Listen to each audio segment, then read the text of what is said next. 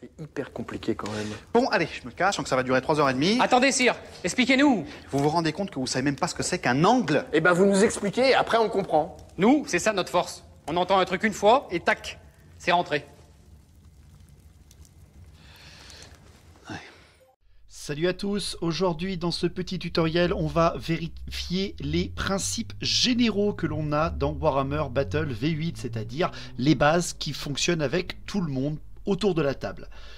Déjà, l'une des plus grandes bases qui pose déjà pas mal de problèmes dans les parties ou quoi que ce soit, c'est mesurer les distances. Comment on mesure une distance? On a vu par exemple que le mouvement d'un homme à pied était de 4.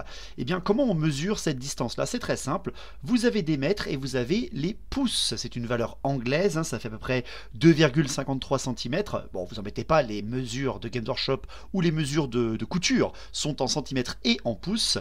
Et c'est avec ceci que vous allez pouvoir mesurer absolument toutes les distances. Sachez que vous pouvez mesurer absolument tout, contrairement aux anciennes versions où on n'avait pas le droit de mesurer.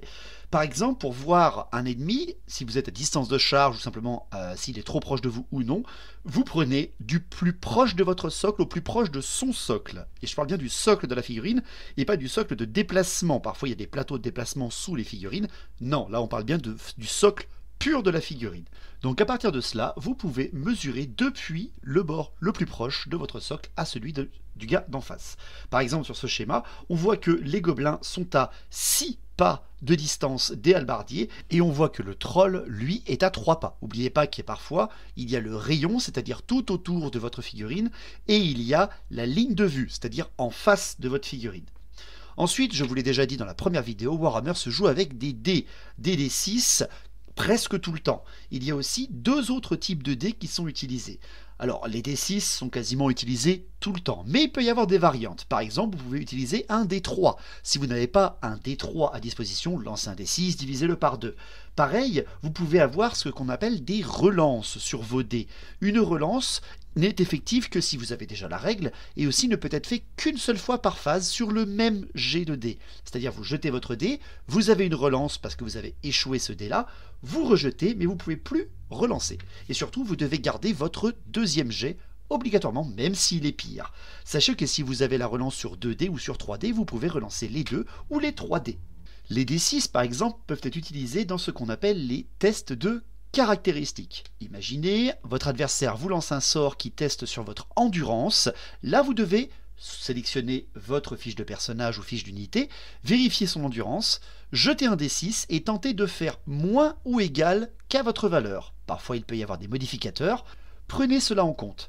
La seule chose à savoir, c'est que un 6 lors d'un test de caractéristique est automatiquement un échec et un 1 est automatiquement une réussite, quels que soient les malus ou bonus que vous avez eu de votre part de votre adversaire ou de votre camp. Attention, n'oubliez pas également que si on vous fait tester sur une caractéristique qui est déjà à 0, vous l'avez automatiquement échoué. Dernier test que vous devez faire avec Warhammer Battle, qui est l'un des tests les pires dans toute table ou à tout moment de la partie, c'est le fameux test de commandement. Vous avez la valeur de commandement sur quasiment chacune des figurines. Quand vous allez devoir faire un test de commandement, là vous allez devoir jeter 2 D6, 2 dés à 6 faces, et tenter de faire moins ou au moins égal à votre valeur de commandement, avec là aussi les modificateurs qui sont présents. N'oubliez pas également qu'un double 1 est automatiquement une réussite.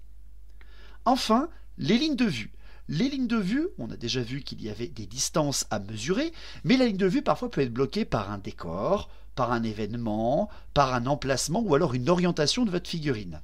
C'est tout simple, rappelez-vous l'arc frontal des 45 degrés d'unité entière ou alors d'une figurine, elle voit ce qu'elle a devant elle. Si vous n'arrivez pas à savoir par rapport à un décor, mettez-vous d'accord avec votre adversaire. Une colline, une forêt, un bâtiment bloque la ligne de vue, oui ou non, avant le début de la bataille. Évitez de vous prendre la tête avec des choses comme ça. Et si jamais vous n'êtes pas sûr de vous, au moment T, penchez-vous sur la table, fermez un œil et tentez de voir par derrière la hauteur de votre figurine. On n'est jamais mieux servi que par soi-même. Enfin, je vous ai parlé des derniers dés. Les dés un petit peu différents qu'on utilise à Warhammer Battle. Il y en a deux. Il y a les dés d'artillerie, qui sont représentés avec une petite explosion, un point d'exclamation en plein centre, un 2, un 4, un 6, un 8 et un 10. Et il y a les dés de dispersion, ou appelés aussi des déviations. Le dé d'artillerie est utilisé avec les machines de guerre. les dés de déviation également, parfois aussi avec certains sorts.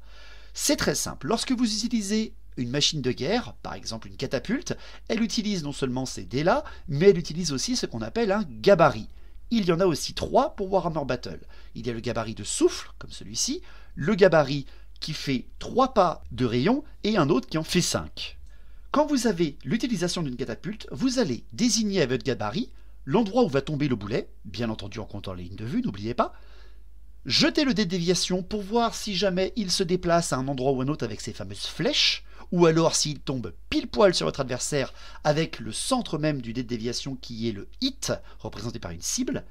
Et ensuite vous jetez le dé d'artillerie pour savoir s'il dévie de beaucoup, ou alors si la machine a un problème et risque même peut-être d'exploser, ou alors de s'effondrer sur elle-même. Si jamais vous faites une flèche avec un 8, suivez le sens de la flèche, mesurez depuis le centre du gabarit et faites tomber votre gabarit non pas à l'endroit où vous avez visé, mais à 8 pas au-delà. Si jamais votre machine de guerre fait un hit et un numéro quelconque sur le dé d'artillerie, le numéro du dé d'artillerie est ignoré et la cible prend le rocher en pleine tronche, comme un certain Teclis. Enfin, si jamais vous faites un hit, mais aussi un dé d'artillerie qui fait un incident, l'explosion avec le point d'exclamation, eh bien là, c'est terrible pour vous, le hit est ignoré et votre machine de guerre fait un test sur les incidents de machine de guerre. Lorsque vos gabarits touchent votre cible, ou non, n'oubliez pas, tout ce qui est dessous, même partiellement, un angle de socle ou même un personnage légèrement caché dans le régiment, est touché par le gabarit. Très souvent, les armes à gabarit ont des forces différentes. Par exemple, une catapulte a une force de 9 sous le trou du gabarit et une force de 3 sur tout le reste de son gabarit. Appliquez les touches comme si vous aviez réussi vos attaques. Ces machines de guerre sont bien sûr meurtrières. Les gabarits de souffle, comme on vous l'explique par exemple avec les lance-flammes, utilisent le gabarit en forme de larme et ont exactement les mêmes règles. Ils peuvent toucher plusieurs personnes et bien entendu faire des ravages dans les rangs adverses, mais aussi parfois dans les vôtres, lorsque vous êtes Skaven. Voilà pour aujourd'hui. La semaine prochaine, je vous expliquerai tous les types d'unités différentes avec quelques règles spéciales qui s'appliquent à elles. Et enfin, on pourra commencer à véritablement apprendre les 4 phases de jeu, les mouvements, la magie, les tirs et les combats. Allez, à la semaine prochaine.